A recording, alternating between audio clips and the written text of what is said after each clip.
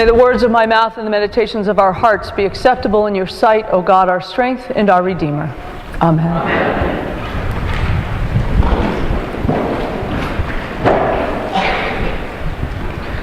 I thought that I had had my sermon pretty well in hand this week until I got up on Friday morning and started to see the news.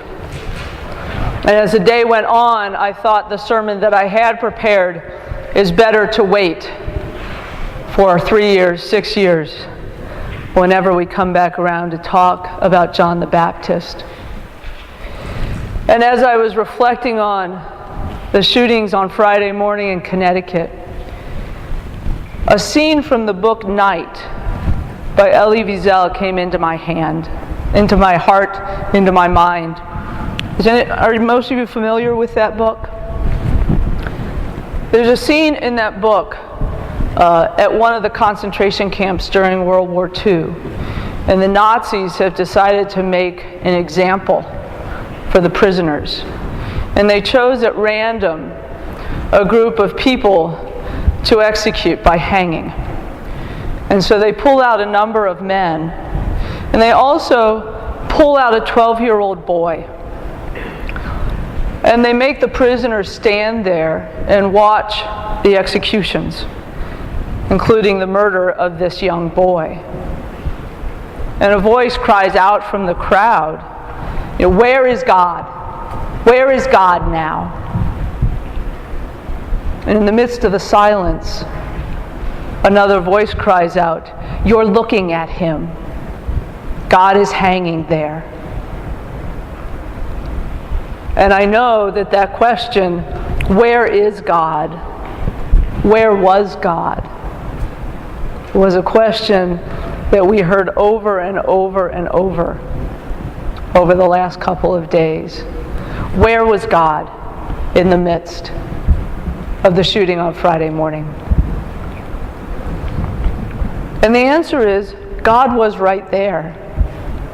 Because as the stories have begun to be told about the experiences there at Sandy Hook School, God was there.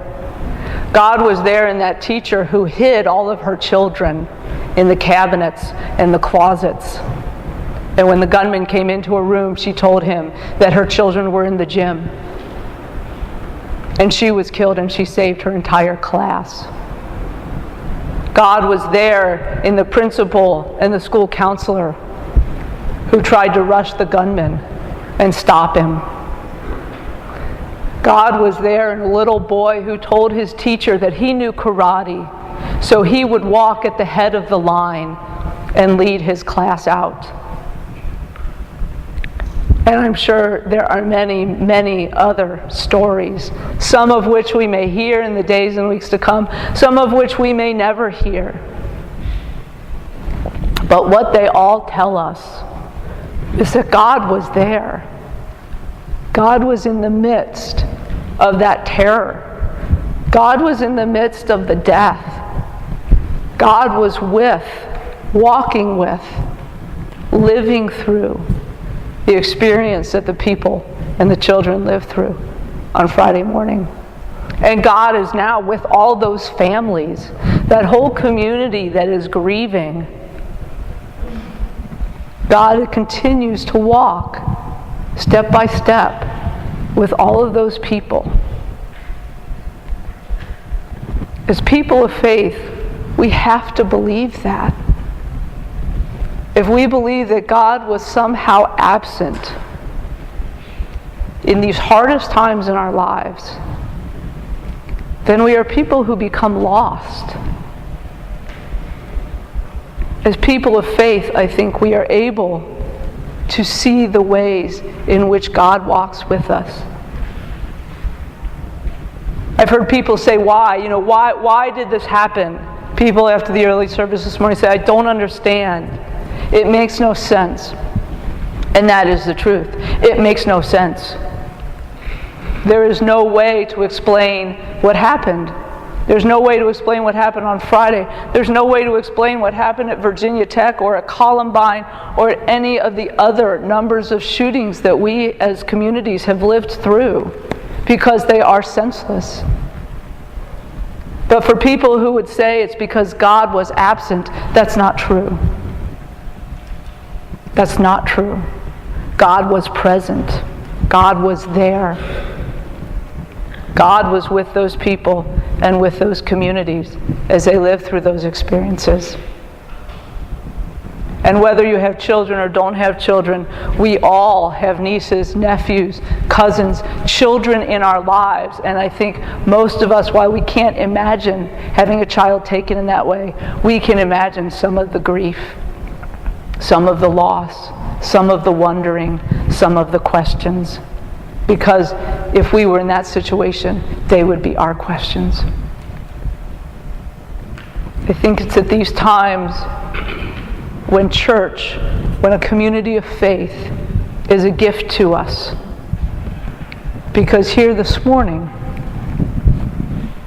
we have a gift in who we are as a community of faith. We have a gift in this coming together. Because it offers us a few things to hold on to. One of them this morning is the pink candle. We're now in the third Sunday of Advent. This Sunday is traditionally in the Roman tradition called Gaudete Sunday. Is anybody familiar with that? Do you know what Gaudete means? Rejoice. Rejoice. Thank you. Gaudete means rejoice. And why is it Gaudete Sunday? Because in the Latin Mass, on the third Sunday of Advent, the very first word in the Mass, in the introit, is Gaudete. It's rejoice.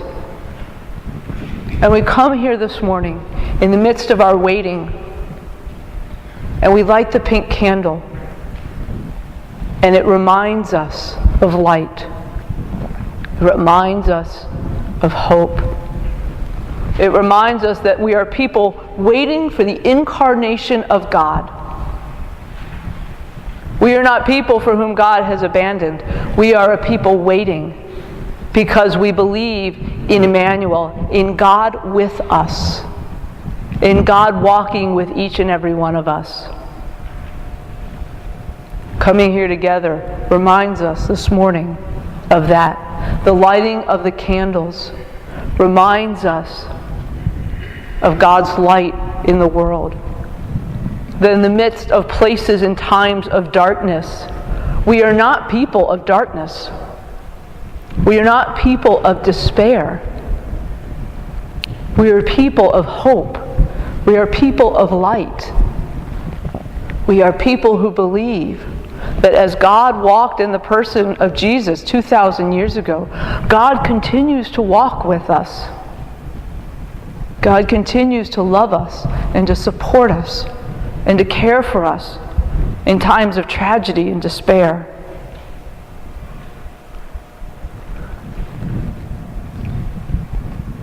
There was also something in our gospel lesson this morning that I think speaks to us this morning in a way I wasn't anticipating when I first read that gospel lesson. But 3 times we hear in this gospel this morning, what should we do? The people say to John the Baptist, what should we do? And I think that's a question that some of us have right now. It's a question that communities across the country have. What should we do? What can we do? And there's a few things we can do. One is, this evening at 5:30, we're going to gather here for prayer, for candlelight vigil, for some time to be together and to stand in solidarity with the people who are grieving and suffering in Connecticut. And you are welcome to come at 5:30. I can't tell you exactly what the liturgy is going to be. Susan and I haven't figured it out yet. But sometime between now and this evening we will. Give us a little bit of time for prayer together before our Christmas potluck. A little bit of time to put ourselves in solidarity with those people. The other thing that I think we can do is continue to be people of light. Continue to be people of hope. Not just internally, but out in the world. It is so easy, my friends, to succumb to despair and the darkness and the fear.